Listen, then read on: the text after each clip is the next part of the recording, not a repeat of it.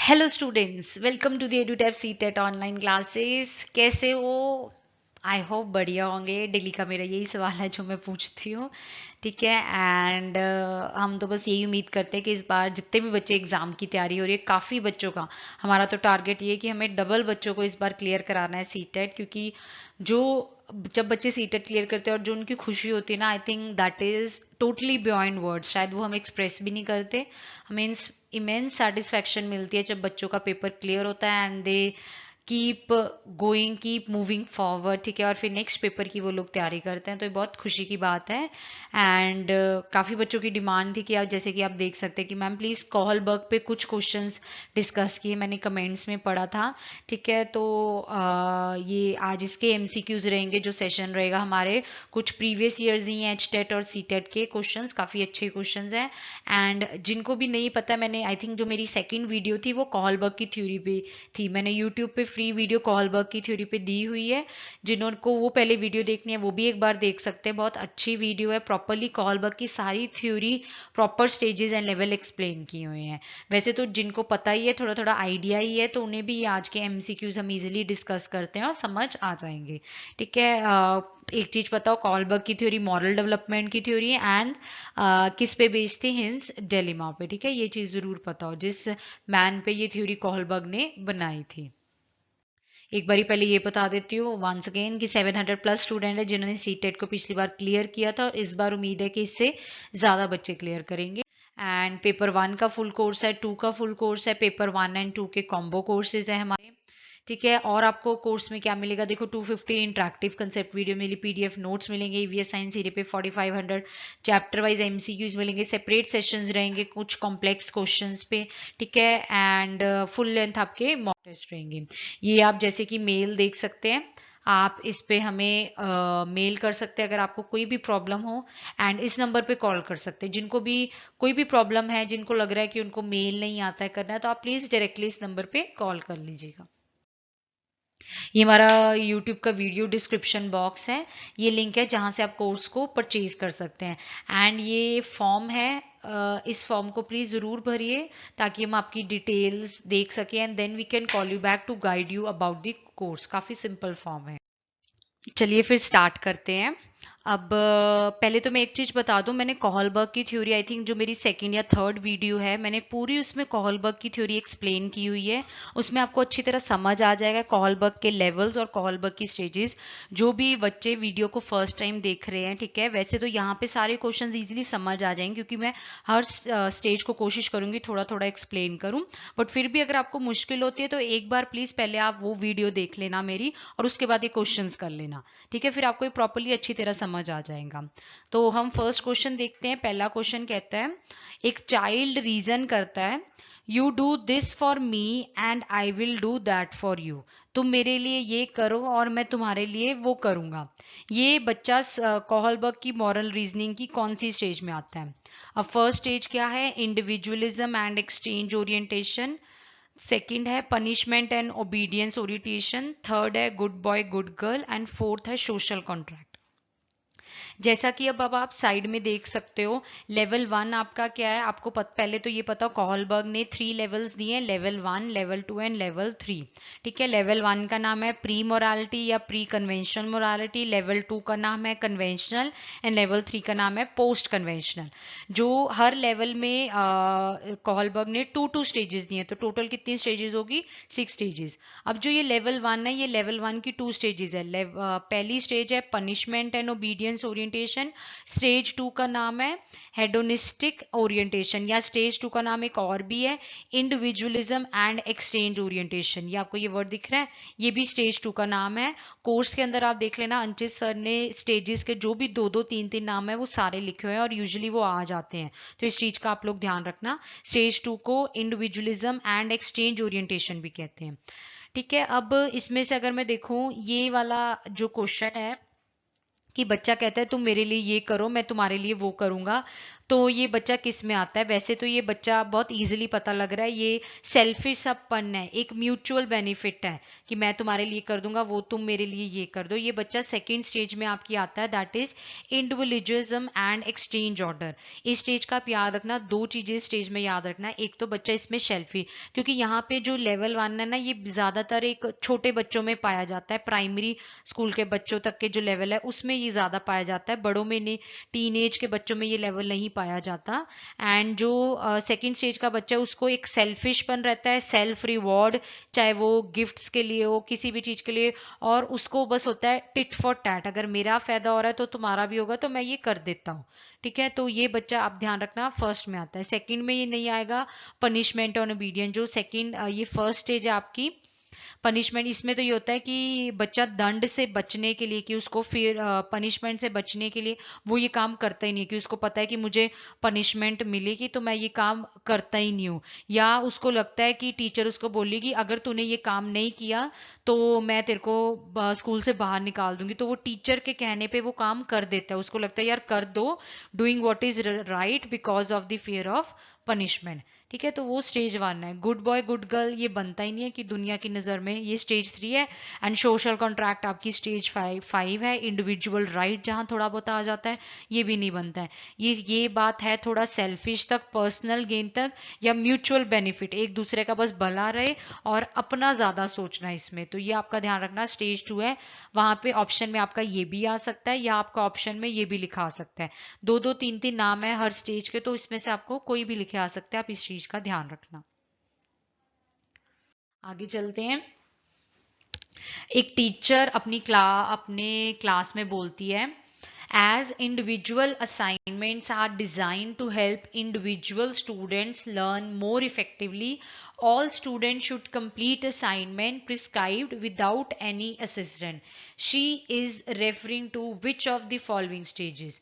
Question को हिंदी में बताती हूँ। हिंदी में क्वेश्चन ये कहता है कि एक टीचर बच्चों को, सारे बच्चों क्लास में बोलते हैं कि जो इंडिविजुअल असाइनमेंट्स मैंने अलग अलग बच्चे के लिए बनाई ना, ये तुम्हें बहुत हेल्प करेगी और तुम्हारे लिए बहुत इफेक्टिव रहेगी, इसलिए हर एक बच्चे को ये असाइनमेंट कंप्लीट करनी है विदाउट एनी असिस्टेंस, किसी हेल्प के बिना।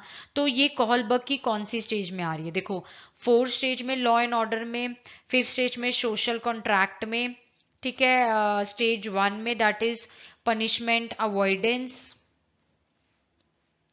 या प्री कन्वेंशनल स्टेज 2 में that is individualism and exchange. ये बहुत इजीली पता लग जाएगा आपको, सारी ऑप्शंस को आप रिलेट करो।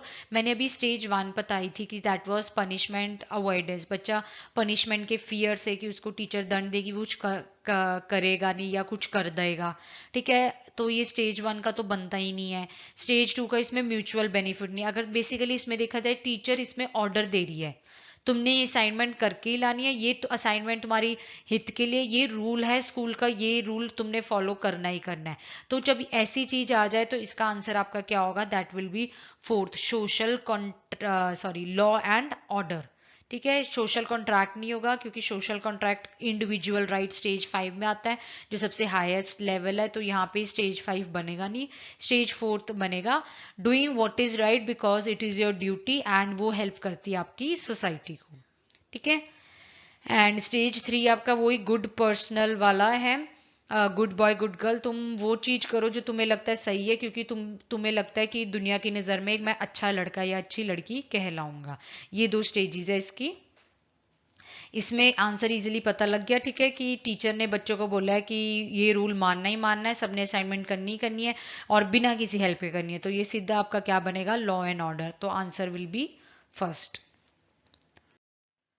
नेक्स्ट, ये बहुत आसान क्वेश्चन और काफी अच्छा क्वेश्चन है कि कोहलबर्ग की थ्योरी में कहते हैं कि कौन सा लेवल है जो सिग्निफाई करता है एब्सेंस ऑफ मोरालिटी, कि किस लेवल में नैतिकता की अनुपस्थिति है, कि कौन सा नहीं है। बहुत इजी क्वेश्चन है। 3 लेवल्स हैं, 6 स्टेजेस है, हर लेवल में 2-2 स्टेजेस है। जो लेवल 1 है, जो कि बच्चों में ज्यादातर पाया जाता है, कि वो पनिशमेंट वाला लेवल और सेल्फ इंटरेस्ट वाला लेवल, उसमें मोरालिटी बिल्कुल भी नहीं है, बच्चों को मॉरल की समझ बिल्कुल भी नहीं है, बच्चों को कुछ पता ही नहीं है कि कुछ सही है या कुछ गलत है, ठीक है, उनकी नज़र में बस उन्होंने कर देना है या उन्होंने कुछ करना ही नहीं है, तो वो सिग्निफाई करता है लेवल 1। तो इसका बहुत इजीली आंसर आपका क्या है, लेवल 1। ध्यान रखना है, एब्सेंस ऑफ मोरालिटी। अगर क्वेश्चन आता है ना हाईएस्ट मॉरल कौन सा है, सबसे हाईएस्ट कौन सा है जिसमें अपनी थोड़ी अंदर की आवाज सुनी जाती है, तो वो आपने ध्यान रखना है, that is level 3।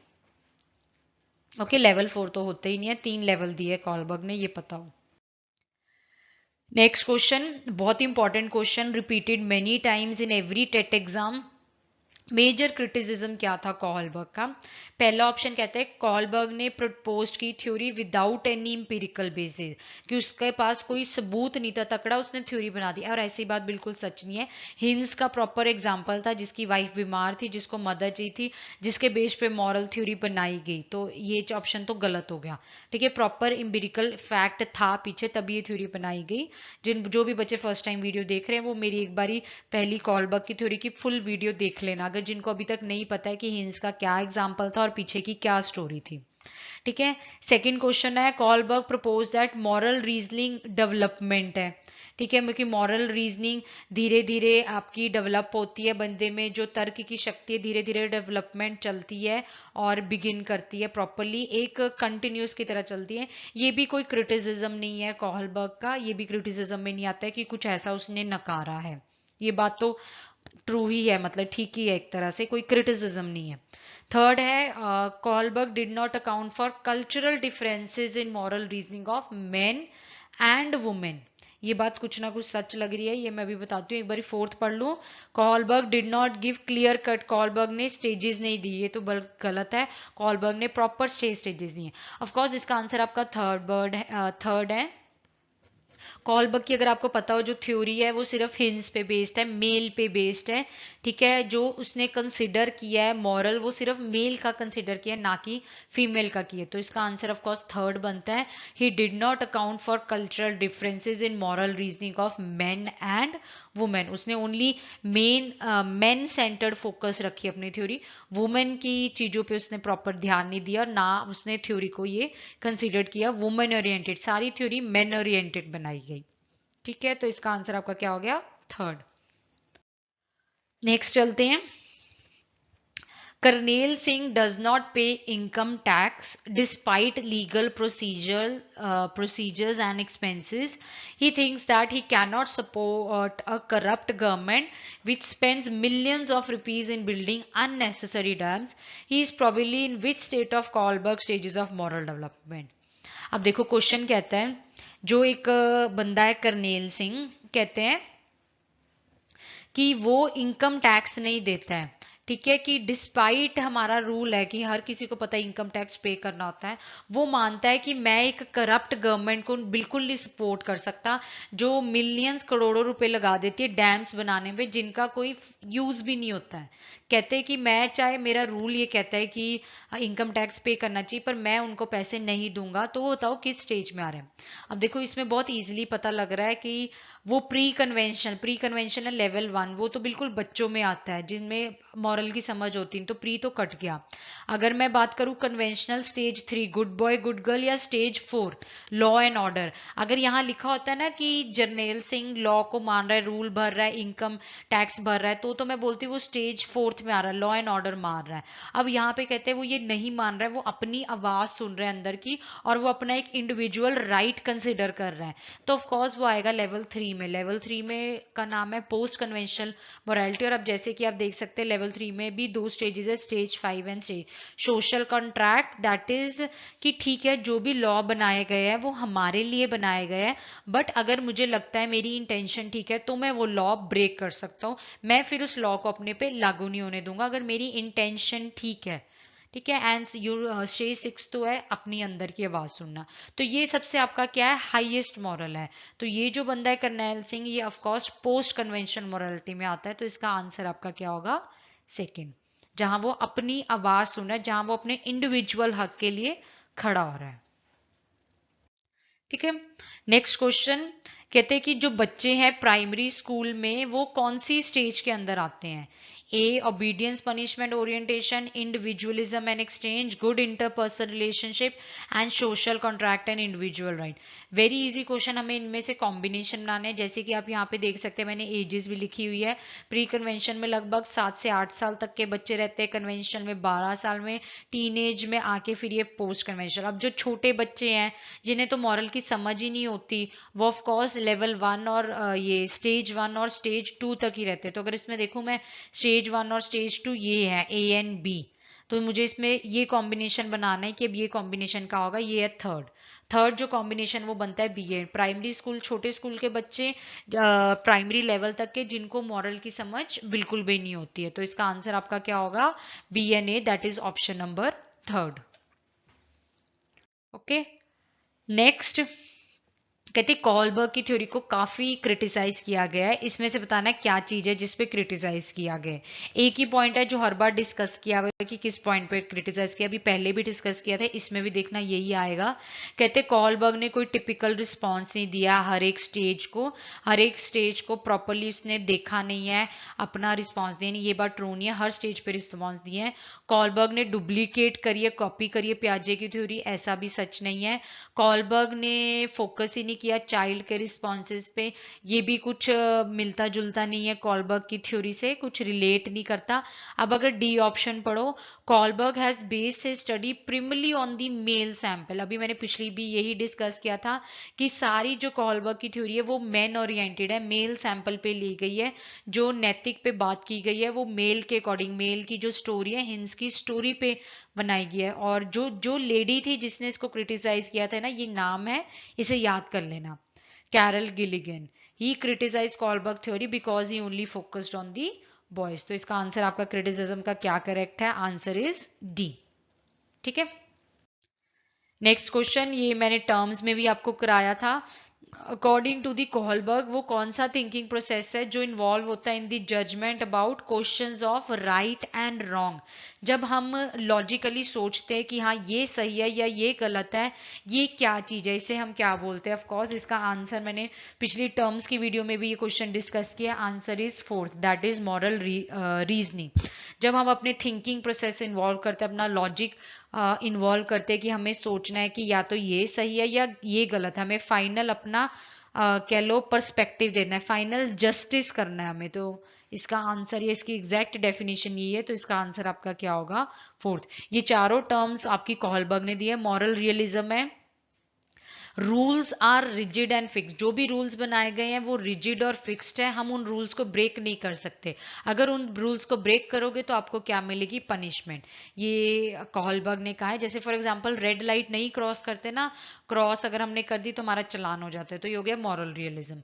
Moral dilemma, confusion, ये वर्ड तो हम कॉमनली भी कई बार बोलते हैं, यार मैं डेलिमा की स्टेट में हूँ, मुझे समझ नहीं आ रहा है कि क्या सही है क्या गलत है, confusion between right and wrong. Moral cooperation ये कहते हैं, ठीक है जो भी रूल्स बनाए गए हैं वो हमारे लिए बनाए गए हैं, बट अगर मेरी इंटेंशन ठीक है तो मैं रूल को ब्रेक कर सकता हूँ, मॉरल कॉपरेशन। जैसे कि अगर इसका एग्जांपल दूं, हम रेड लाइट पे एम्बुलेंस को जाने देते हैं ना, बिकॉज एम्बुलेंस की जो इंटेंशन है वो ठीक है, राइट। तो तभी इसका फिर ये क्या हो जाएगा आपका, मॉरल कॉपरेशन, कि तुम्हें कोई कॉपरेट कर रहा है, तुम्हारी इंटेंशन ठीक है, तुम रूल को ब्रेक कर सकते हो। एंड लास्ट है मॉरल रीजनिंग, वो यही है जो ये क्वेश्चन है, जो तुम्हारा लॉजिक तुम लगाते हो ना जब तुम्हें जजमेंट देनी होती है कि हाँ ये सही है ये गलत है, उसे हम क्या बोलते हैं, मॉरल रीजनिंग। आई होप ये क्वेश्चंस क्लियर हो गए होंगे। आगे भी आने वाले धीरे धीरे वीडियोस में हम और क्वेश्चन डिस्कस करेंगे कॉलबर्ग को लेके। फिर अगर आपको ये क्वेश्चंस अच्छी तरह समझ आए तो बहुत बढ़िया है, बहुत अच्छे क्वेश्चंस हैं, थोड़े घुमा फिरा के ही पूछे हुए हैं, बट बस वही, अगर आपको स्टेजेस की अच्छी तरह समझ है ना तो आप स्टेजेस के साथ रिलेट करो। और जिन्होंने भी मेरी पहली वीडियो नहीं देखी है कॉलबर्ग की, एक बार वो दोबारा देख लेना, अच्छी तरह आपको कॉलबर्ग की थ्योरी समझ आ जाए। बिकॉज बच्चे कॉलबर्ग की थ्योरी को थोड़ा टफ समझते हैं, स्टेजेस में कंफ्यूज हो जाते हैं, बट एक बार स्टेजेस समझ लो फिर आंसर्स आप धीरे धीरे करने लग जाओगे। जो नहीं पता होता ऑप्शंस को डिलीट करो कि हाँ ये नहीं आएगा इस स्टेज में, नहीं आएगा, और धीरे धीरे आंसर्स पता लग जाएंगे। ठीक है, किसी भी थ्योरी से डरने की जरूरत नहीं है। वंस अगेन 700 प्लस स्टूडेंट है जिन्होंने सीटेट को क्लियर किया था, और इस बार उम्मीद है इससे ज्यादा बच्चे क्लियर करेंगे। पेपर 1 के फुल कोर्स है, 2 का फुल कोर्स है, हमारे कॉम्बो कोर्सेज भी है, मैथ साइंस और सोशल साइंस के साथ। और आपको कोर्स में क्या मिलेगा, 250 interactive concept videos, PDF notes रहेंगे, ईवीएस साइंस सीडीपी पे 4500 चैप्टर वाइज एमसीक्यू, कुछ सेपरेट सेशंस रहेंगे एडवांस क्वेश्चंस पे, एंड फुल लेंथ आपके मॉक टेस्ट रहेंगे। ये मेल है, आप इसमें हमें मेल कर सकते हैं। आपको कोई भी प्रॉब्लम हो इस नंबर पे आप कॉल कर सकते हैं 8146207241। एंड ये हमारा यूट्यूब का वीडियो डिस्क्रिप्शन बॉक्स है, ये आप लिंक देख रहे हैं, इस लिंक पे आप कोर्स को परचेज कर सकते हैं। एंड प्लीज इस फॉर्म को जरूर भरिएगा। आपको कोई भी प्रॉब्लम होगी तो हम आपको गाइड करेंगे अबाउट आवर कोर्सेज।